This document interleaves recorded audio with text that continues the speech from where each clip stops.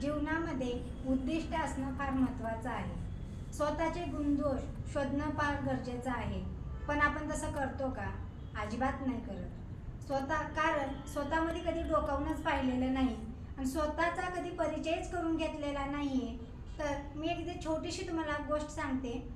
एक गाय आणि एक म्हैस एका कुरणावरती चरायला गेलेले असतात. म्हैस एके दिवशी गायीकडे येते आणि ती गाय एवढी पांढरीशुभ्र असते, पण तिच्यामध्ये एक दोष असतो. तिची जी शेपटी असते ना, ती काळी असते.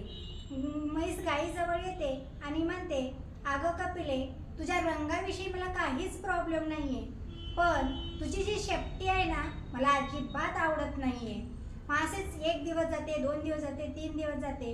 परत ती म्हैस गायीजवळ येते आणि परत म्हणते, अगं कपिले, मला ना तुझ्याविषयी वाईट वाटतं. तुझी जी शेपटी आहे ना, मला एवढी काळी आहे ना, ती मला अजिबात आवडत नाही आहे.